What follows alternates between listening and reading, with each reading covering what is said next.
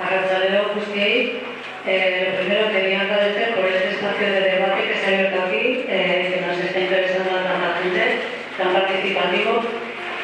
Y quería un poco, lo que quisiera decir va un poco al hilo de lo que han comentado Alasna Ruth y la compañera del ICN. Para empezar, pues como has hablado de la deuda y eso, ¿no?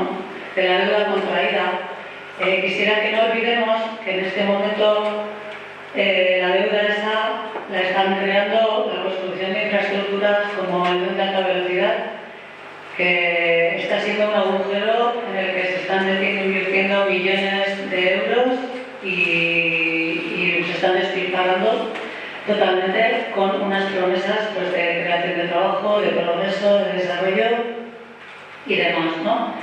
Eso por un lado. Luego, por otro lado, quisiera también, cuando se habla de salir de la crisis, se habla con una cierta nostalgia del periodo que se llamaba previo a la crisis, pues digamos del 2007-2006. A mí no me parece que sea ningún momento de tener nostalgia de este periodo, ya que no creo que lo deseable sea volver a lo que teníamos en esa época de crecimiento económico, que no hacía también más que incrementar las desigualdades sociales, aunque en este momento estemos siendo más gente pagana de ellas. Pero pienso que es precisamente en esa época de llamada bonanza económica cuando se estaba llenando mucha gente los bolsillos y sobre todo las clases dirigentes a costa del expolio de la población en Sudamérica. No olvidemos que las empresas multinacionales españolas más conocidas como Repsol, Telefónica, el Banco Bilbao Vizcaya Argentaria, el Banco Central Hispano, se han engordado y se han hecho riquísimos con esa segunda colonización de los pueblos de Sudamérica, ¿no? Y bueno, quisiera también pues finalizar con algo positivo, ¿no? Que es, bueno, aquí en Chico Bidasoa pienso que nuestra lucha está por la defensa de la tierra. Es una defensa de la tierra importante, ya que existen amenazas de metropolización que pondrían en peligro la soberanía alimentaria cada vez más importante, sobre todo en estos tiempos de crisis, no solo económica, sino también social y energética, ¿no? Que hemos hablado igual un poco de eso. Y al hilo de eso, pues la defensa total de las alternativas que han planteado aquí las compañeras que han hablado anteriormente. Muy bien, muchas gracias.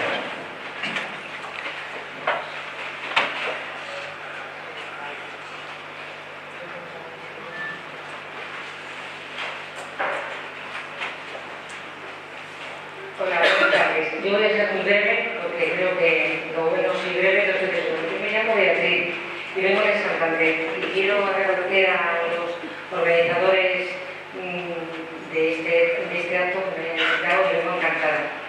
Bueno, quiero contar dos cosas breves. La una es que hace como 15 años, en una fiesta que la verdad es que yo no pegaba mucho porque había gente de mucho dinero, terratenientes, incluso gente con tierras en Albacete y el resto de España, un señor junto a la naturalidad como la Unión Europea le había dado 25 millones de las antiguas pesetas por tirar toda su cosecha de melocotones. A él y a otros más. Cuando lo contó aquí, lo contó pues, en una apertura del Café y Club y me caían las mentiras. Yo no podía entender cómo se puede tirar. Ese señor tiró pues miles y miles de kilos de melocotón, solo lo regaló. Pero con él muchos más. Y yo pensaba, eso se tiene que haber un negocio con otros países y guerras de melocotones y lo que sea. O sea que esto se veía venir, efectivamente, aunque los que no somos economistas, no tengo ni idea de economía, pues ¿cómo va a acabar esto? El otro día en el programa de Jordi Évole de Sagrados, pues la verdad es que es interesante, es muy interesante. Salió Mayor Zaragoza, bueno, también salió Funanguita y también salió otro que no interesa. Pero salió Julia Vicente que sabía que salía a la calle, yo creo que sí, que salía a la calle. La forma que sea. ¿Cuál es la? La pregunta es, ¿cómo se puede evitar? La pregunta es, cómo realmente, si este señor Mayor Zaragoza, expresidente creo de la UNESCO, ¿no? Dijo, puso una gráfica, y era imposible pagar esa deuda. O sea, ¿cómo lo visteis? Las deudas. ¿Cómo vamos a salir de la crisis? Como tú comentas, claro, por supuesto que tienes que saber cómo vamos a salir si no se nos puede pagar. Eso no se puede pagar. ¿Cómo salimos sin pagar? Esa es la pregunta. ¿Cómo nos salimos sin pagar? Sí. Bueno, volvemos a... Esta es la tercera vez que nos reunimos. La primera, analizamos cómo se crea el dinero, cómo el dinero a partir de hace unos años, ¿no? Rompió amarras y ha tomado el poder absoluto sobre la política, es decir, se ha roto el equilibrio política, que siempre ha estado a favor del dinero, pero había un cierto equilibrio, estoy hablando a nivel mundial, del dinero sobre la política.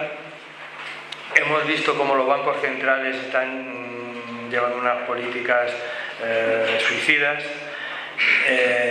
para mantener el sistema, inyectando más deuda para pagar deudas. Hemos visto todo esto.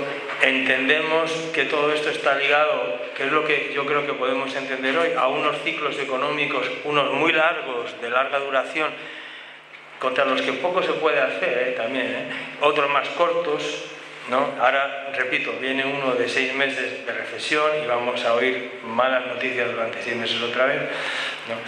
Entonces, la penúltima persona que hablaba decía, no sintamos nostalgia del pasado, por responder a lo que tú dices también.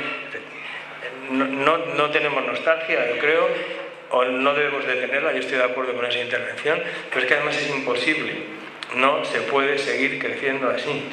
No se puede seguir creciendo en base a deuda y en base a pensar que los recursos, por ejemplo el agua, siempre se piensa en el petróleo, pero hablemos del agua, son inagotables y se pueden, no podemos, tenemos que buscar otras soluciones. El problema de la deuda efectivamente es el problema de hoy, el problema es que el mundo está bajo una montaña de deudas. Ya las cifras que dijimos el otro día, Estados Unidos de América, que técnicamente está en bancarrota, cada día cuando se levantan por la mañana necesitan que alguien les preste para funcionar ese día 2.500 millones de dólares, porque gastan 2.500 millones de dólares más de lo que ganan cada día. Mientras el mundo les compre papelitos, también llamados bonos del Tesoro americano, podrán seguir viviendo por encima de sus posibilidades. Esa es la deuda. La deuda son cifras concretas. Estados Unidos de América paga 14.800 dólares por el interés de la deuda que tiene del Estado, 14.800 dólares por segundo.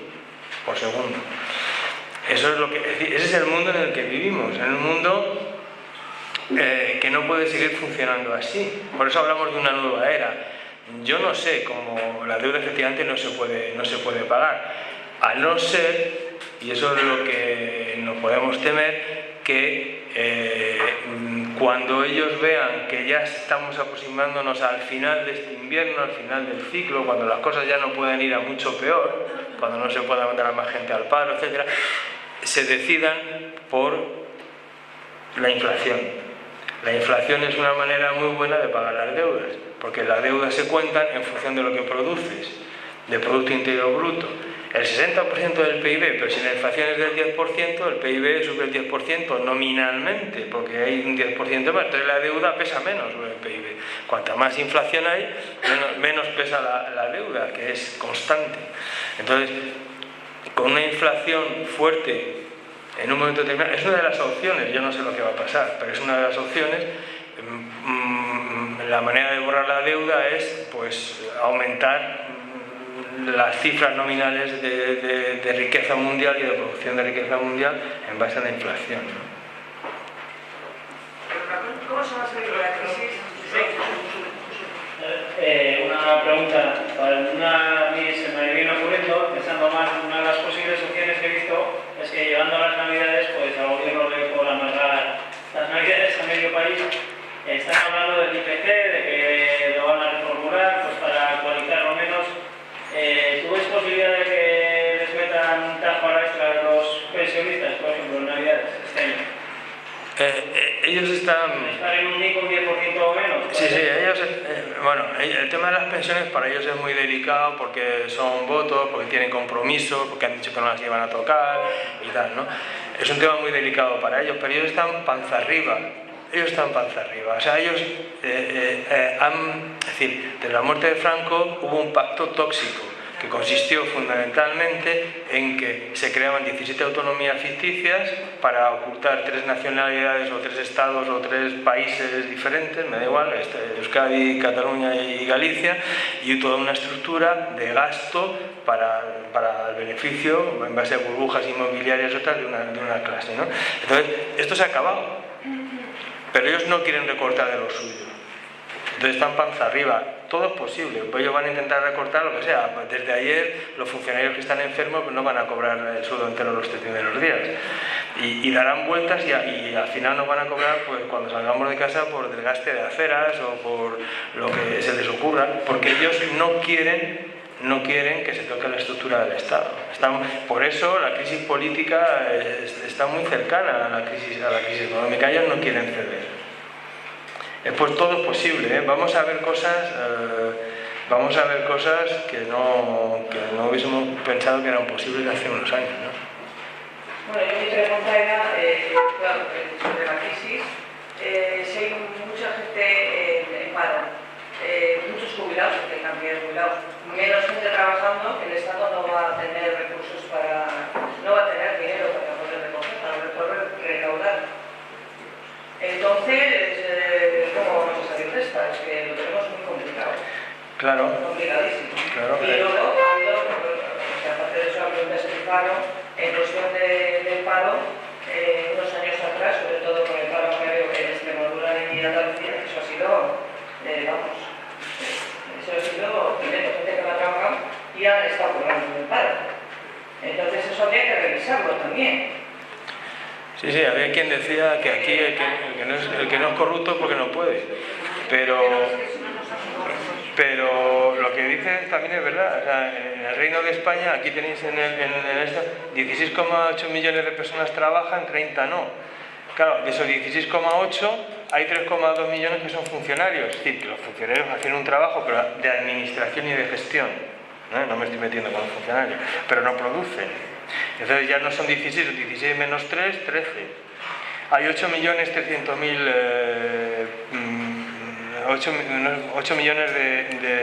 de pensionistas. Y luego 8.100.000 más de 65 años y luego los que están en paro. Es decir, que por cada uno que trabaja tiene que mantener a 2 que no trabajan. O sea, eso es por responder a lo que dices, ¿no? Eso es inviable. Es decir, y la estructura de gastos es que, yo vuelvo a decir, el Reino de España como Estado es un Estado fallido. O sea, no se puede mantener.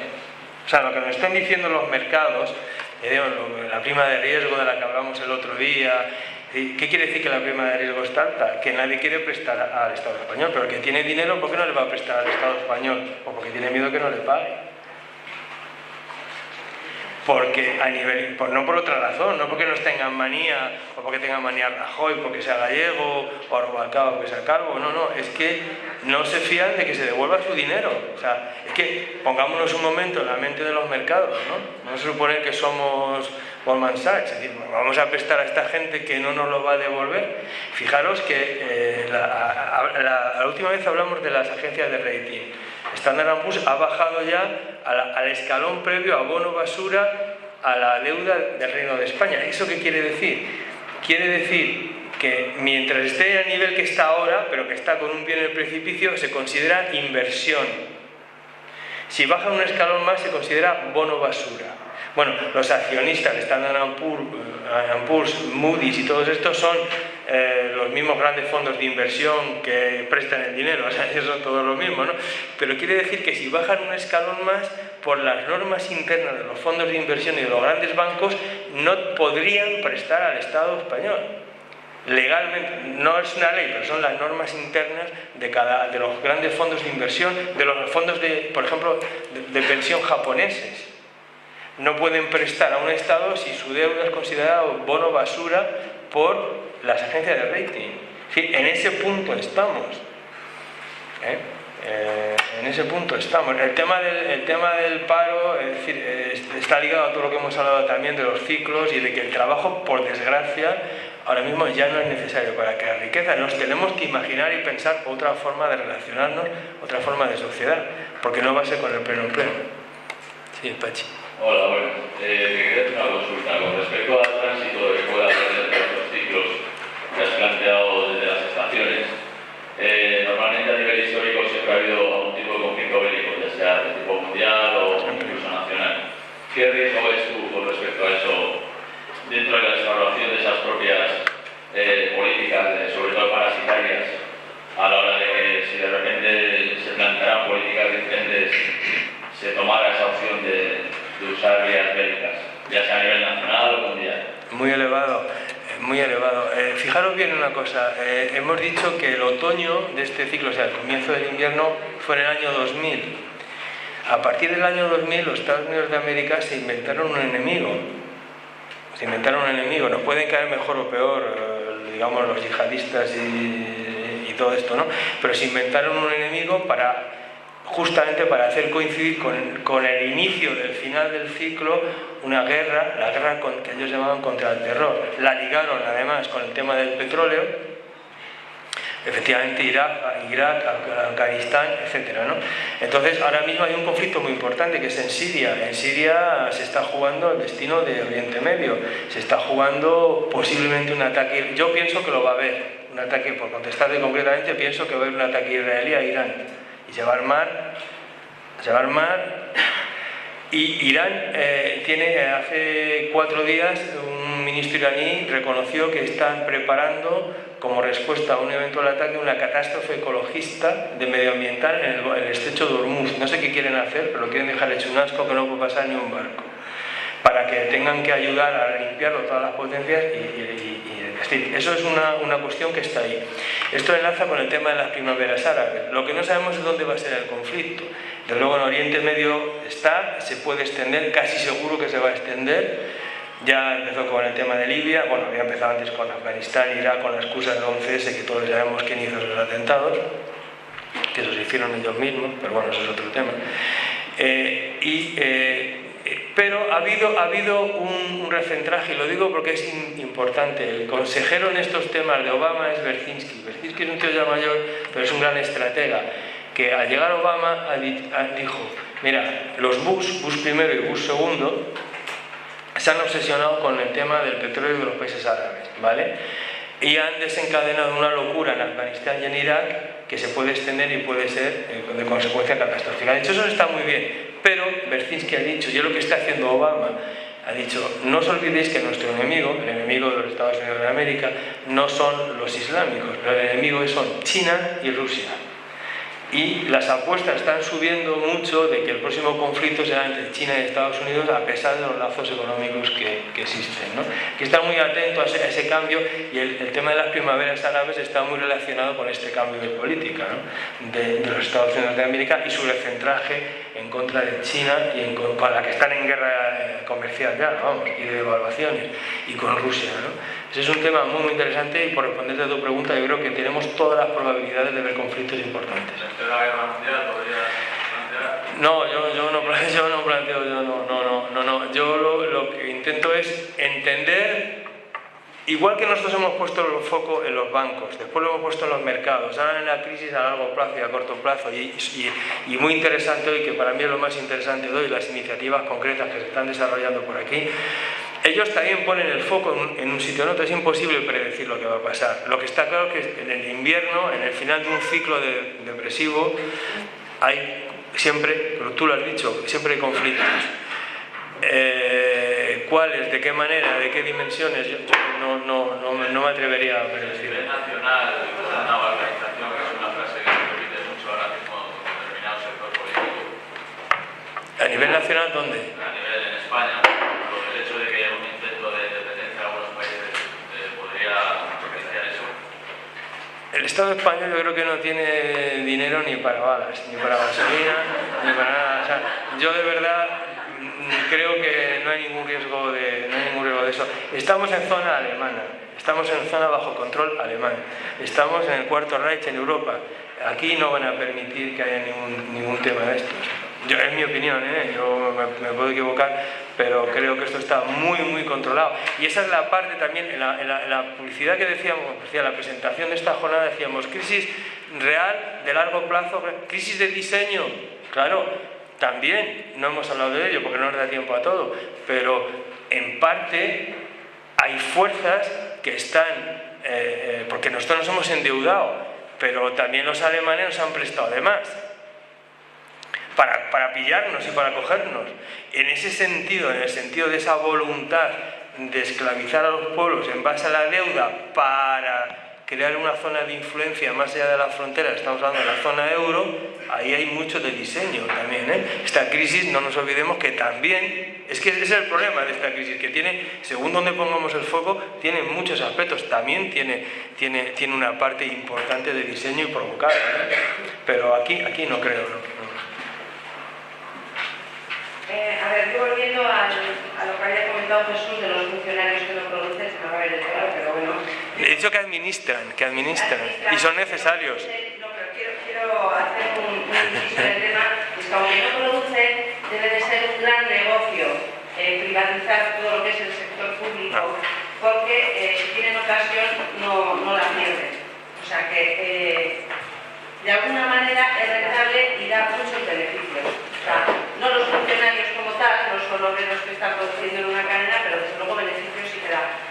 Ahora mismo tenemos en la zona de Tolosaldea, toda esa zona, la atención especializada dependía del Hospital Donostia y tenían sus ambulatorios, pero como hospital de referencia tenían el Hospital Donostia. Bueno, pues eso se ha derivado todo a la clínica de la Asunción, que es una clínica privada concertada. Antes estaba funcionando, pero lo que hacían era, digamos que por cada servicio que la clínica prestaba, pasaba la factura a Osakidetza pagaba. Ahora el pago es capitativo. Ahora, por cada paciente que tiene que ser atendido ahí, se va a dar dinero X, con lo cual, el beneficio, ¿cuál es? Cuanto menos servicio presto, más dinero me queda a mí. Entonces, hay que tener mucho cuidado con los servicios públicos en educación, lo mismo. O sea, en Madrid, en la Comunidad Autónoma Valenciana, han crecido los hospitales privados como champiñones, porque son un verdadero negocio. Entonces, yo sí, no sé si llegará en breve, la cosa se pondrá peor, pero desde luego yo aconsejaría y pido que a todo el mundo que tenga la ocasión, que vaya atención al paciente, que exija que sean los servicios públicos los que se les atiendan, que no se haga la gente seguros privados, que no haya clínicas privadas. O sea, está en juego muchísimo. La gente que tiene dinero puede recurrir a ello y tener una atención de la gente que no tiene más que lo público, o sea, se queda totalmente desprotegida. Esos son servicios esenciales y básicos. Luego quería comentar también, volviendo al hilo de los melocotones de la compañera García, tenemos en el mercado, bueno, está muy bien todo lo que habéis hecho vosotros, pero bueno, para el que no tiene tiempo de ir a hacer el trueque y al mercado, o bueno, hacer este tipo de cosas, para que anda con el culo pelado y tiene que ir al hipermercado y arrasar con todo lo que pilla, en los supermercados hay naranjas valencianas y naranjas sudafricanas. Lo que hay que hacer es comprar las valencianas, aunque nos cuesten un poquito más caro. Por lo menos el que pueda, o sea, es simplemente eso. Si la demanda es del producto nacional, o sea, movemos el producto, en la producción se genera trabajo, lo que hay que hacer es consumir lo de aquí, o sea, lo de aquí sí se puede y si no, pues lo de la península. Y bueno, y a una mala, si no hay elección, pues prefiero lo de Portugal y lo de Grecia antes que lo de Sudáfrica, lógicamente. Hay que ser un poco selectivo a la hora de comprar. Y luego quería hacer un montón de cosas. Quería comentar un tema sobre el reparto de la riqueza. El reparto de la riqueza yo creo que es básico para que se vaya solventando toda esta situación. Aquí en el País Vasco ahora mismo el tema del fraude fiscal es la pera. Esto es un paraíso de la pera. O sea, aquí yo creo que viene a declarar hasta Nadal, porque, o sea, no puede ser. ¿Vino?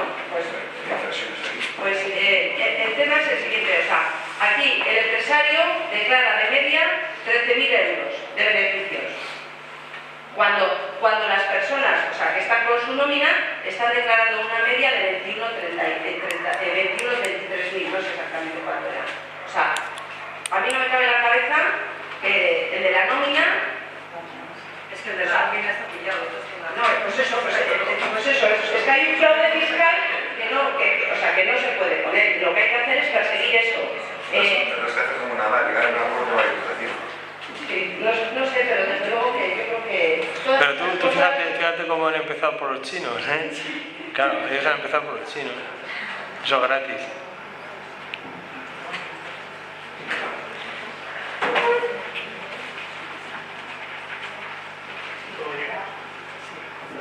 Hola, yo más que nada tengo un poco como decía ella, que solamente se ha hablado de los ingresos que se hacen de las personas que trabajamos, ¿no?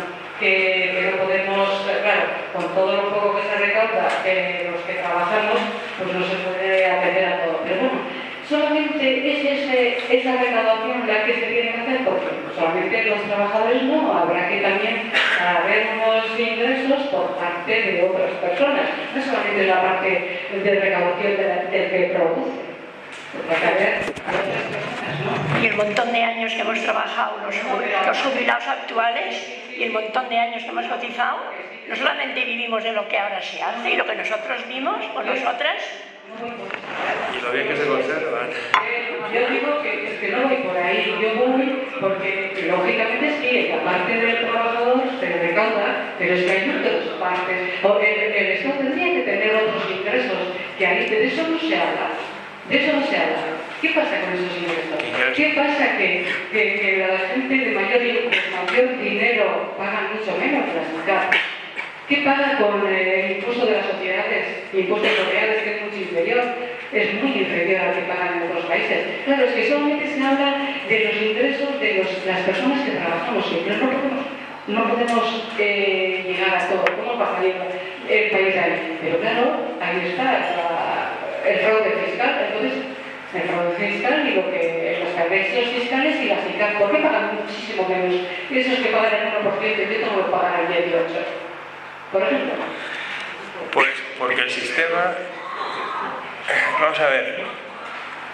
Yo estoy completamente de acuerdo con lo que has dicho. O sea, y creo que aquí estamos de acuerdo casi todos. No sé si aquí alguien tiene una SICAP o algo, ¿no? Pero yo creo que no. Entonces,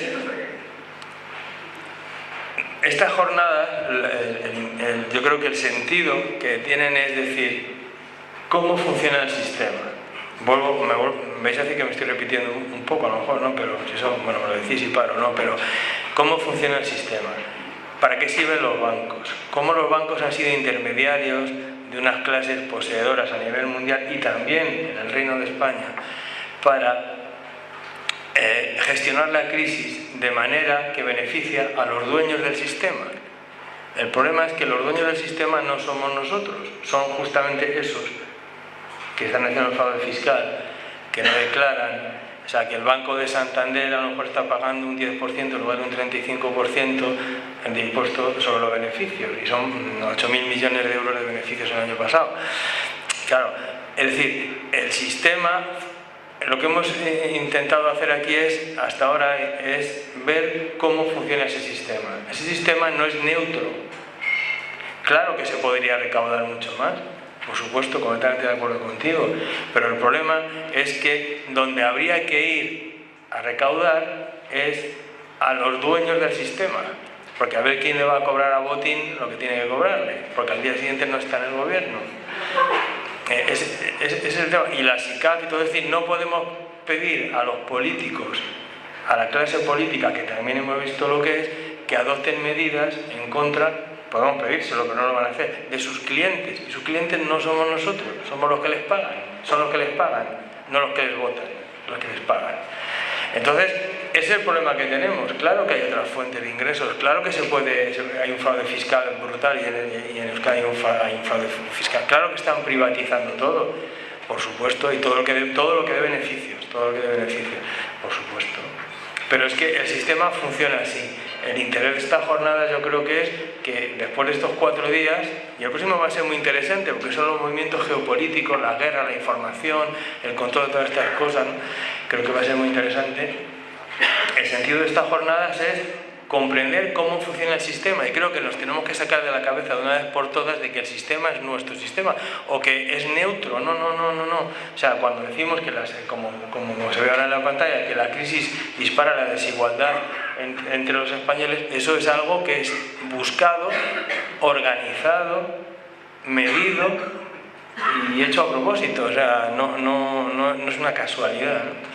Entonces creo que es ese sentido que nosotros podemos darle a estas jornadas, a entender mejor qué son los bancos, qué es la deuda, qué es la concentración de poder a nivel internacional, y luego cada uno pues ir buscando también las soluciones a las alternativas que pueda ir encontrando, ¿no?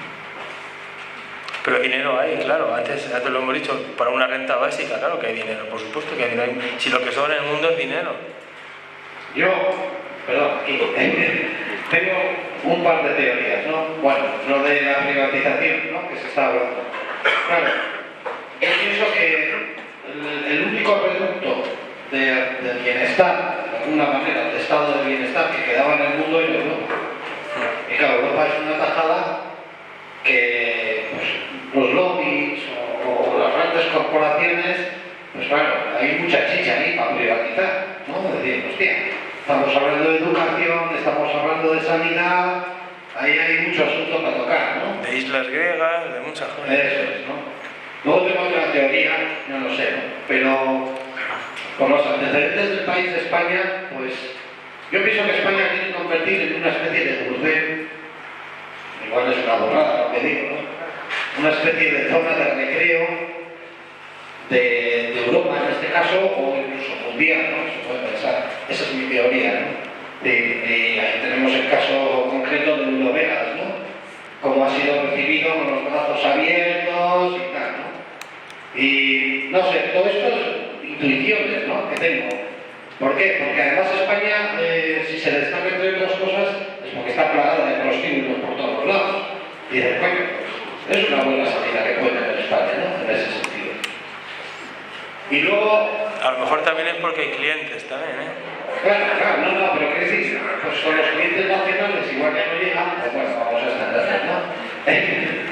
Y luego, bueno, respecto a la discusión que se ha mantenido un poco entre la cuestión de las cotizaciones y de los parados, que si tal, si hay más, menos, mira, yo tengo el absoluto convencimiento de que por el hecho de ser humanos tenemos derecho a una serie de beneficios.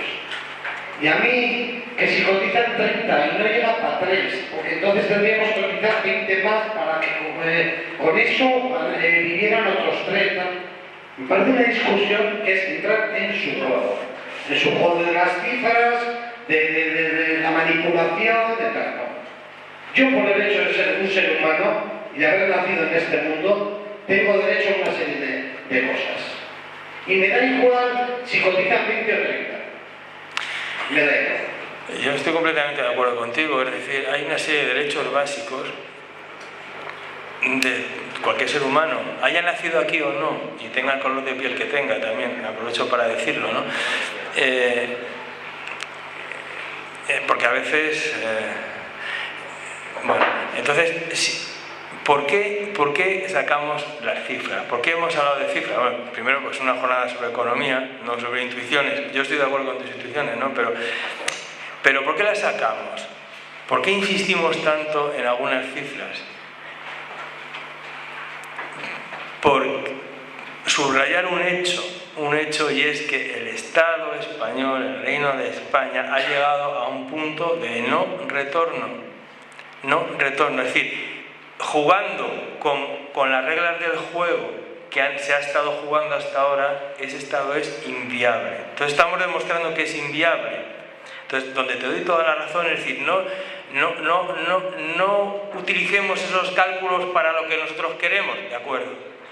Los estamos utilizando para decir, ese juego que ellos tienen, eso que están ahora pidiendo un rescate, que es un rescate es más dinero para seguir funcionando igual, pero vamos a seguir teniendo un déficit, este año va a ser del 7%. Te están pidiendo dinero y al mismo tiempo a los que se lo piden, que es a los mercados, es a Alemania, etcétera, y a los inversores, les están diciendo, queremos más dinero, pero vamos a seguir perdiendo igual, porque seguimos gastando más de lo que ganamos. ¿Y en qué lo gastamos? Es que a nosotros no se nos puede tocar, que somos la clase política. Entonces, lo que estamos, por eso sacamos las cifras. No porque sean las cifras que según los dos tienen que servir para un futuro. Eso es un matiz, yo creo, importante. Y por eso también a la vez es que el tema de la crisis es multifocal. Conviene ver el punto que se está mirando. Por ejemplo, la intervención sobre los funcionarios pues es muy justa, pero ha puesto el foco en una realidad que es verdad, pero es que la otra verdad también es verdad y la otra también, ¿no? Entonces tenemos que aprender también, ojalá la crisis esta nos sirva para aprender a pensar de otra manera, a pensar, hasta ahora estamos acostumbrados a pensar de que una causa tiene un efecto y cuando pasa algo decimos, ¿de quién es la culpa? ¿Qué ha pasado aquí? Primera pregunta. Segunda, ¿cuál es la solución? Pues no podemos seguir pensando así. Ocurre una situación como la que tenemos ahora y no hay una causa, hay muchas causas. Unas vienen de la guerra americana, otras vienen del franquismo, otras vienen de no sé qué, otras vienen de Goldman Sachs, otras vienen... Y tenemos que aprender a pensar de que, sobre todo en estos temas, y en más también, bueno, hay muchas causas. Muchas causas. Yo creo que tenemos que tener, de todas maneras, una brújula, ¿no? Sí. Bueno, sí. Bueno, esto ya es ahora, hay que aprovechar. No Sí. voy a hacer intervención. Sí. Un momento antes de cortar.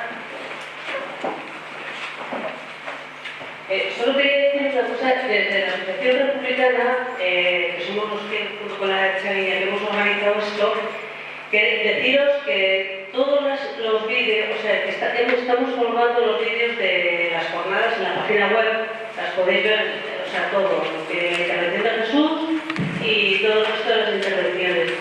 Y por otro lado, estamos pensando que ya el miércoles es la última jornada, entonces para que esto, si no se cortase, pues un poco pediros si os parece, pues qué se podría seguir haciendo, si tenéis ideas, pues no sé, el miércoles que viene o a través del formulario de la página web, poder dar ideas para poder seguir avanzando con esto y no dejarlo cortado. No, cortado no. Bueno, yo doy las gracias por la paciencia que habéis tenido. Vamos a sacar la pandereta y las bombas, vamos a ponernos a currar y a sacar adelante esto, pero con nuestro esfuerzo y nuestro trabajo. Muchas gracias por vuestra asistencia y os emplazo a venir el mes que viene. Muchas gracias a todos y podéis mandar los emails que queráis al correo electrónico. Muchas gracias, de verdad.